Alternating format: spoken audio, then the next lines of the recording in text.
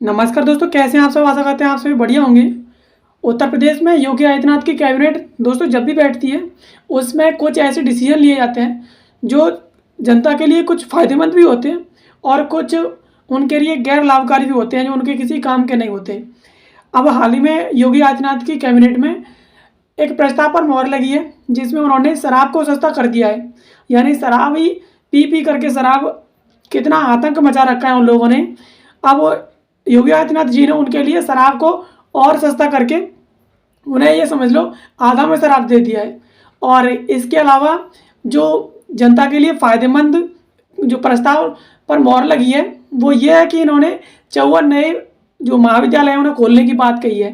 तो चलिए इन दोनों न्यूज़ को डिस्कस कर लेते हैं जो कि हमारे एग्ज़ाम की दृष्टि से, पॉलिटिकल न्यूज़ की दृष्टि से हमारे लिए बहुत ज़्यादा ज़रूरी है। तो चलिए वीडियो में अंत तक बने रहिएगा।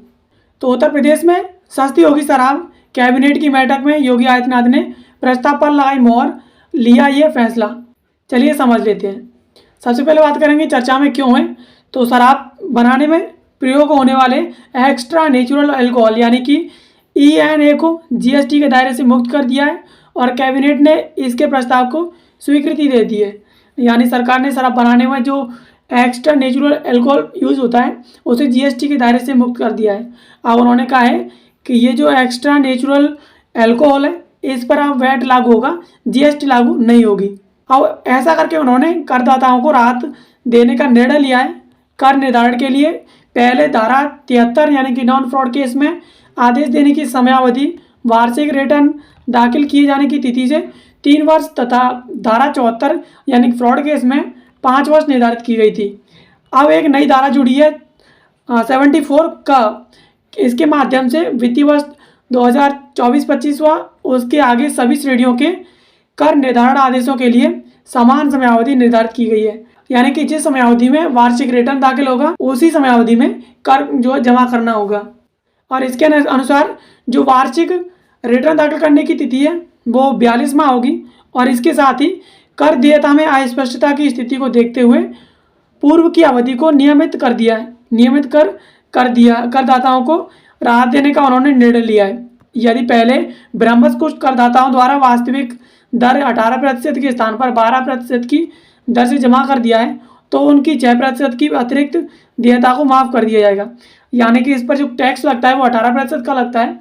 अब इससे पहले कुछ करदाताओं ने अगर 12% की दर से जमा कर दिया है तो उनका जो 6% की दर है जो उन पर लगनी होती है अब वो उसे माफ़ कर देंगे। 20% किया गया अर्थदंड। अब इसका क्या मतलब है इसे समझ लेते हैं।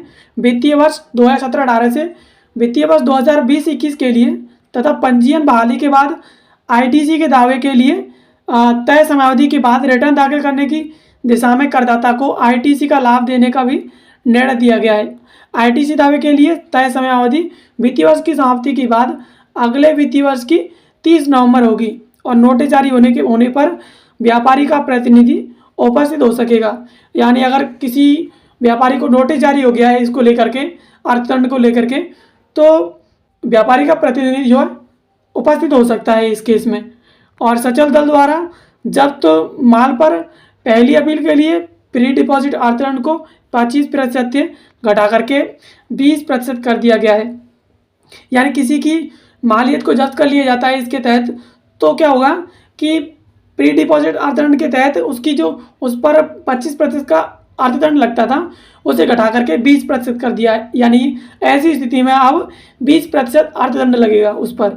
और दूसरी अपील पर विवादित राशि के 20% के बजाय 10% तथा अधिकतम सीमा 50 करोड़ से घटा करके 20 करोड़ कर दी है। यानी कि ये दूसरी अपील अगर दाखिल होती है और विवादित राशि 20% की बजाय उस पर 10% कर दी जाएगी और इसकी अधिकतम जो सीमा है वो 50 करोड़ से घटा करके 20 करोड़ इसके तहत कर दी गई है। 1 जुलाई 2017 से 31 मार्च 2020 तक की अवधि के बीच धारा 75 यानी नॉन फ्रॉड केस के आदेशों की मांग को जमा किए जाने तथा प्रकरण में कोई अपील न किए जाने तथा दाखिल अपील वापस लिए जाने की दशा में ब्याज व अर्थदंड में छूट दिए जाने की इसमें व्यवस्था की गई है। यानी अब GST के दायरे से मुक्त होकर के इस पर अब वैट लगेगा और जितने भी GST से संबंधित जो शराब है और उससे संबंधित जितने भी केसेस हैं उन पर ये सभी जो है लागू होगा पूरी तरह से। अब दूसरी जो न्यूज़ है वो है यूपी में 54 नए राजकीय डिग्री कॉलेज खुलेंगे और 17 को राजकीय का दर्जा दिया जाएगा। यानी अभी हाल ही में कैबिनेट में एक प्रस्ताव पर मोहर लगी है जिसमें कहा गया है कि 54 नए इसमें राजकीय कॉलेज खुलेंगे और इसके अलावा 17 जो डिग्री कॉलेज हैं उनको राजकीय कॉलेज का दर्जा दिया जाएगा। चलिए समझ लेते हैं। बात करें खबर की तो यूपी में 54 नए राजकीय डिग्री कॉलेज खुलेंगे और 17 को राजकीय का दर्जा दिया जाएगा। कैबिनेट मीटिंग में प्रस्ताव को मिली मंजूरी। अब ये टॉपिक क्यों चर्चा में आया तो उत्तर प्रदेश में 54 नवनिर्मित तथा निर्माणाधीन महाविद्यालयों और विश्वविद्यालयों के संगठक 17 कॉलेजों को राजकीय डिग्री कॉलेज के रूप में संचालित किया जाएगा और ऐसे में अब 71 राजकीय डिग्री कॉलेज प्रदेश में बढ़ेंगे और अभी 171 राजकीय डिग्री कॉलेज हैं और अब आगे इनकी संख्या बढ़कर के 242 हो जाएगी। यही नहीं, राजकीय डिग्री कॉलेजों में 71 प्राचार्यों और 1136 असिस्टेंट प्रोफेसर और 639 तृतीय श्रेणी कर्मचारी और 710 चतुर्थ श्रेणी के पदों का सृजन किया जाएगा और जल्दी भर्ती इसकी शुरू की जाएंगी। यानी अब ये जो नए 54 नए डिग्री कॉलेज बनेंगे और इसके साथ साथ 17 कॉलेजों को राजकीय डिग्री कॉलेज का दर्जा दिया जाएगा। अब तक जो संख्या थी डिग्री कॉलेजों की वो 171 थी, लेकिन अब इनके जुड़ने से ये संख्या बढ़ करके 242 हो जाएगी और इन्हीं के साथ साथ इन कॉलेजों की संख्या बढ़ने से 71 प्राचार्यों, 1136 असिस्टेंट प्रोफेसर और 639 तृतीय श्रेणी के कर्मचारी, 710 चतुर्थ श्रेणी के कर्मचारी जो पदों का सृजन इसमें होगा और जल्दी इसके लिए भर्ती प्रक्रिया भी शुरू की जाएगी। यानी इससे रोजगार बढ़ेगा और भर्ती के पदों का इसमें सृजन होगा। ये जो प्रस्ताव है इनको 24 में से 23 को मंजूरी मिल गई है। इससे संबंधित जो प्रस्ताव पेश किए गए थे उनमें से गुरुवार को मुख्यमंत्री योगी आदित्यनाथ की अध्यक्षता में हुई कैबिनेट की बैठक में कुल 24 प्रस्ताव रखे गए थे, जिनमें से 23 जो प्रस्ताव उनको मंजूरी मिल गई है।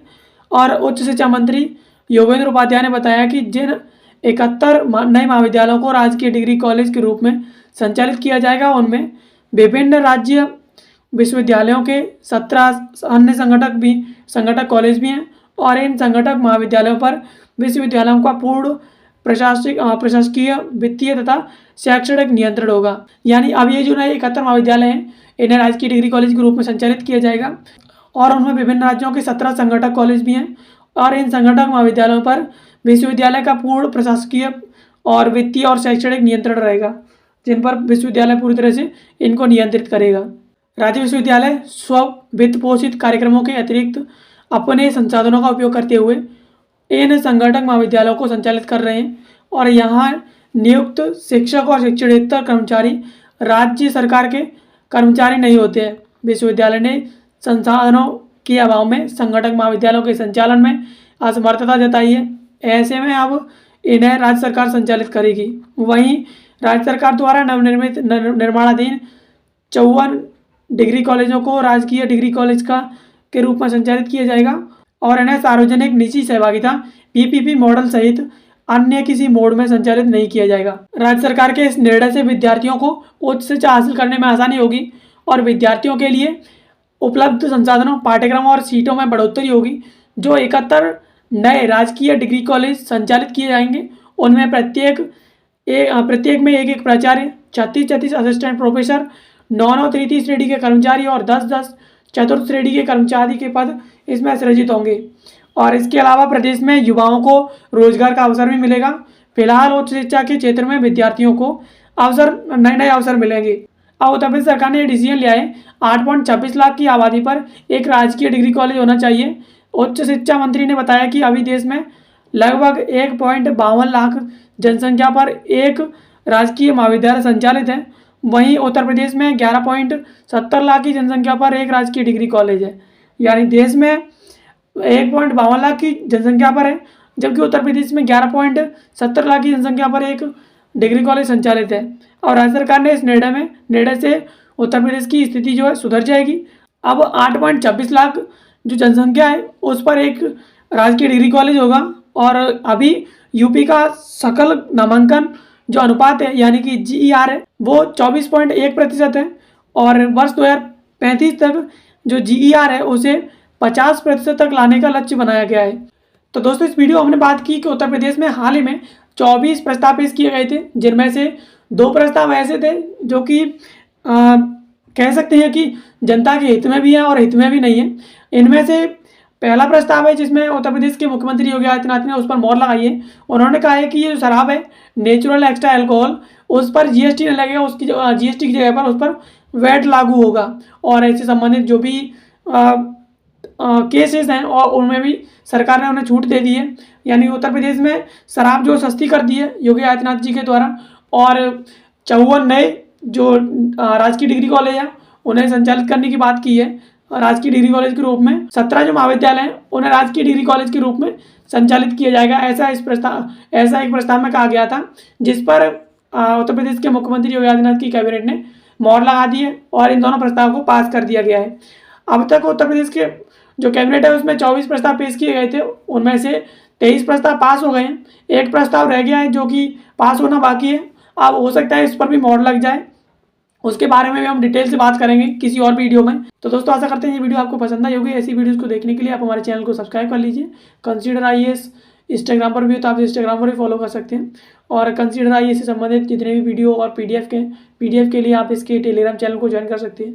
टेलीग्राम चैनल पर आपको जो एनसीईआरटीज़ और यूपीएससी और अदर एग्ज़ाम जो आप कॉम्पिटिटिव एग्ज़ाम्स की तैयारी करते हैं उससे संबंधित कई सारी पीडीएफ्स हैं और टोटली जो जितनी भी एनसीईआरटीज़ हैं वो सब एनसीईआरटीज़ इस पर अवेलेबल है, आप इसे एक्सप्लोर कर सकते हैं। बाकी वीडियो देखने के लिए आप सभी का धन्यवाद। मिलते हैं किसी अगले वीडियो में किसी नए और इन्फॉर्मेटिव टॉपिक के साथ, तब तक के लिए आप सभी का धन्यवाद।